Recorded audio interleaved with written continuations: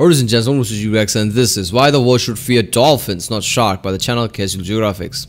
Really? I mean, yeah, dolphins are not dolphins, are one of the smartest creatures there are, right? Dolphins, orcas and things like that.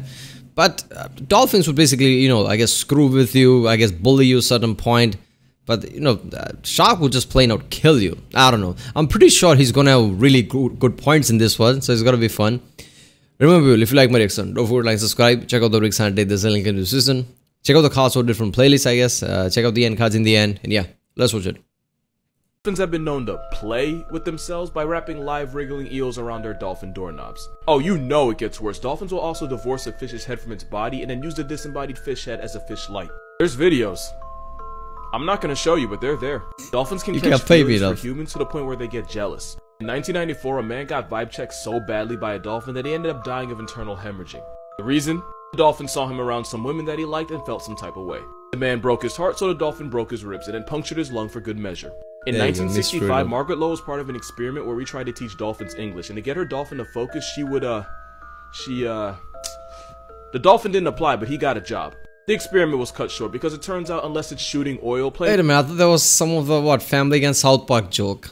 Really? People actually did that shit? Okay. I guess that's one way to get his attention. Tug-of-war with a dolphin's baby leg in a government-funded experiment is a terrible career move. After that, the dolphin got depressed and unsubscribed from life. Yes, capital S with a side at the end. Workers at a... Aw, come on, man. The dolphin didn't apply, but he got a job. The experiment was cut short because it turns out unless it's shooting oil, playing tug-of-war with a dolphin's baby leg in a government-funded experiment is a terrible career move.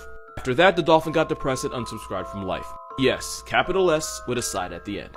Workers at a Florida research center smiled as they watched a bunch of dolphins play volleyball, and then stopped smiling when they realized they were just smacking around a baby shark, to the point where they had to go in and rescue it. Male dolphins will form gangs. Baby shark, what the fuck? Damn, imagine this scenario. Oh, look at these dolphins. They're playing, you know, they're playing with the ball. They go, what the fuck? That's a baby shark, and everybody just ran. Kidnap a female and hold her hostage, and then proceed to run through her like a track meet in violent choo-choo parties that can last weeks. And these water Weinsteins will tail smack her to keep her in line. If she tries to escape, they'll just chase her down. Dolphins only exist to serve the will of Satan.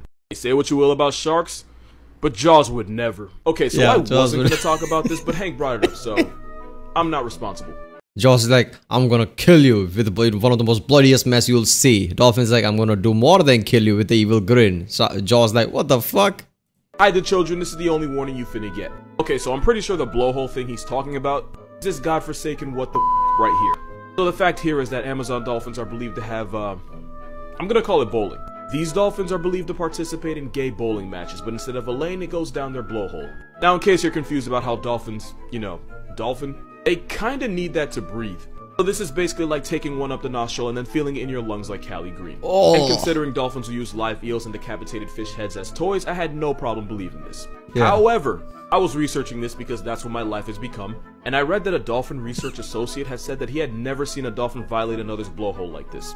Also, fun fact, dolphins can't breathe through their mouth the way we can. So doing it up the blowhole would be like you holding your breath the next time you go bowling. Especially if since water starts rushing in, the dolphin could end up drowning. So yeah, I don't know if this is true, but my theory is that it doesn't happen often at all, but once in a while a dolphin will go bowling down the wrong lane. Also, since male dolphins will violate each other to assert dominance, I can promise you that whatever the hell this is, consent was sold separately.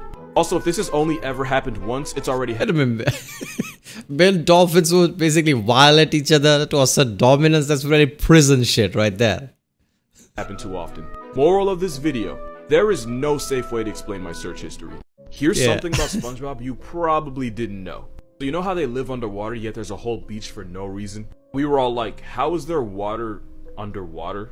Well, there's actually such a thing as underwater lakes and rivers. In places like the Gulf of Mexico, seawater will often rise through the thick layer of salt that you'll often find at the seafloor. The rising water dissolves the salt layer, causing it to collapse, all while forming a depression. And of course, the dissolved salt makes the water in the depression denser than the seawater surrounding it, which is how you can end up with a river or lake in the ocean. Some of these underwater rivers can actually be a few miles long. And underwater rivers, which are really just a mixture of saltwater and hydrogen sulfide, behave and flow as normal rivers. Now here's where I f**k you up. These underwater brine pools are 3 to 8 times saltier than the seawater around it, which is why animals like this eel that get too close can end up getting toxic shock while getting trapped inside.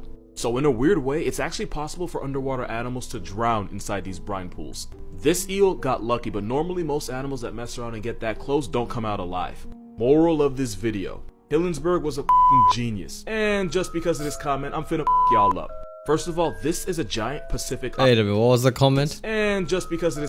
They are self-aware, but a 600-pound octopus ain't sliding through a quarter-size hole. Okay? This comment, I'm finna f*** y'all up. First of all, this is a giant Pacific octopus, and yes, they can weigh up to 600 pounds. That's more than 2 washing machines and heavy enough to get a show on TLC. Also, octopus have no bones at all, and they don't have any air bladders or gas pockets, which is how they can survive being at the bottom of the ocean without the water pressure turning them into a chalk outline. Yeah. If you tried to live with an octopus, you'd become an Instapack because your lungs would fill with blood and collapse as your body literally folds on itself. And fun fact, actually mildly disturbing fact, look at your door. No, seriously, look. An octopus that weighs the same as 2 shacks could fit under your door and crawl into your room. Since they don't have bones or bladders to hold them back, a several hundred-pound octopus could fit through a passageway not that much bigger than a quarter. Now, obviously, not all octopus tip the scales at 600 pounds, but all octopus can fit through things that your mental health probably isn't prepared for. That and the fact that octopus are probably the smartest things in the world that don't have a spine is how octopus can escape anything that wasn't built with them in mind. It's how Inky the octopus escaped an aquarium and it was never heard from again. It's also how this next video exists, and you're welcome in advance.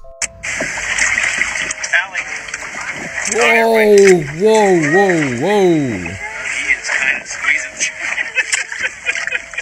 Oh my gosh.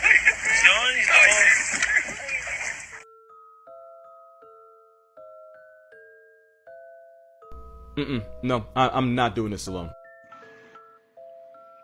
What's up, dude? Yo, so there's this video going around TikTok and everyone expects me to address it. I mean, your face isn't in it, so just say you were hacked. What? No, not that video. Oh! Not like the weird-ass ocean demon thing. People want to know what it is, and I am not strong enough to handle it alone. I mean, it's definitely some sort of primate with the forward-facing eyes like that. I could see how people think it's a weird human demon thing because it doesn't have any fur. See, now that's what I thought. I figured with the skull structure and the canine teeth, whatever it is, or was, it's probably an omnivore that just ate whatever it felt like. Kind of like us. And you said it was found on the coast of Panama, right? Yeah, it was in like Playa Vinal in Panama. Also, it had these long, lanky arms that was like almost too long for itself. Like Kevin Durant arms on a Kevin Hart body. I mean, it's hard to tell because it's so washed up, but okay, primate on the coast of Panama and super long legs. Okay, hear me out. It's gotta be like a spider monkey or something, right? I mean, that only makes sense. Or maybe a howler monkey, and it's super bloated, so it probably got cocky, went in the water, and drowned. It'd be like that. And now it's the second ugliest thing in the ocean. What's the first? Yeah. I'm gonna let that. Oh, just don't draw. Look at that monkey right there. And look at this now. Kind of makes sense. I feel like that's a stretch. I don't know. And now it's the second ugliest thing in the ocean. What's the first? I'm gonna let that one slide. Peace out. Alright, good looks. Wait, what video did you think I was talking about? There are some things you've probably never seen before. This isn't Photoshop. This is an actual pink manta ray. It was recorded swimming in the Great Barrier Reef off the coast of Queensland, Australia.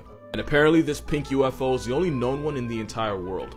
And we don't really know why this thing exists. Like, some believe it gets its color from its diet the same way flamingos do. But if that were true, then you'd wonder why we haven't found more of them. But the best guess is that it's caused by a mutation that affects pigments. Plus, some things in Australia just don't need an explanation. If it's by mutation, why would there be just one? I feel like some idiot tried to do some experiment and it just went wrong, I guess, yeah. And he just like, fuck it, it's not working. Turned it pink and just throw it into the ocean. I don't know. Because if it's nature, it shouldn't be just one. Australia is the explanation. A yellow penguin. This is a king penguin, and just for reference, that is what they're supposed to look like. Yeah. But it's believed that this blonde bird is leucistic. And leucism means this penguin doesn't have the melanin needed to grow black feathers. And in a colony of more than 100,000 other penguins, this was the only blondie. And normally standing out that much is a great way to end the day as a seal's chew toy. That being said, she seems to be doing alright for herself. A completely white moose. This bull moose went viral in Sweden for being whiter than the Brady Bunch, and like the penguin, this Caucasian tank is leucistic, not albino. A big difference is an albino would have pink eyes, but this moose has brown. And normally wearing white in the woods is like wearing a target on your back while walking through a shooting range. Seriously? In a lot of places, the white moose are protected by law. The MOCs, they can go themselves.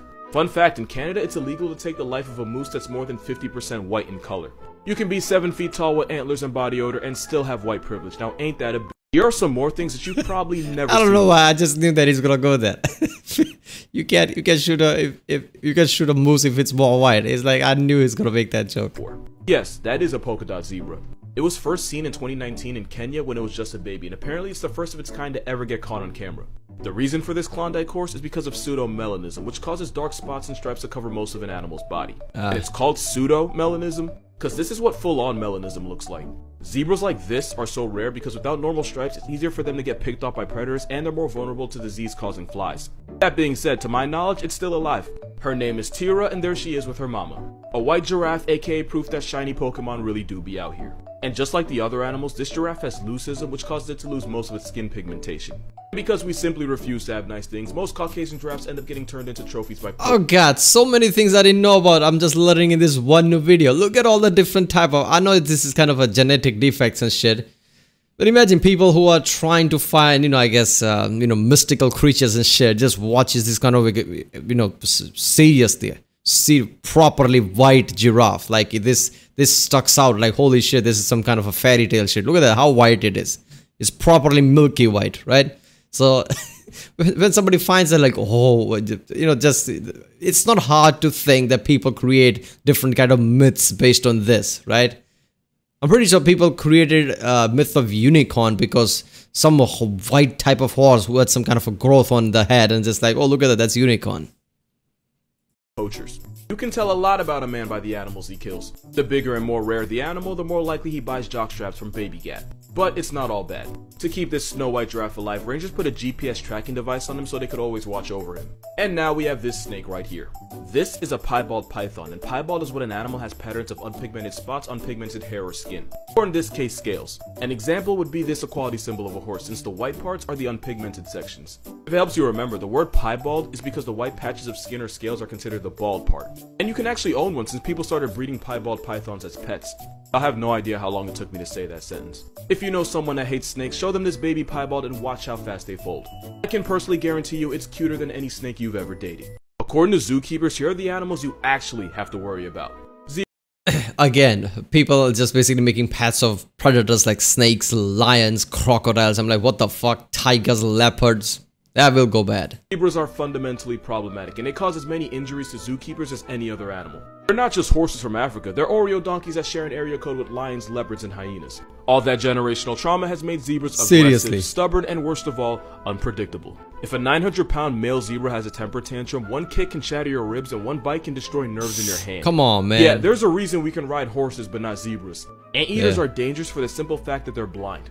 Anteaters are legally blind, and unless you're right in its face, it won't recognize you, and if you're just close enough, it can barely make out fuzzy images. But being blind in the same neighborhood as jaguars breeds trust issues, which is why if the anteater feels even slightly threatened, they will swing on you.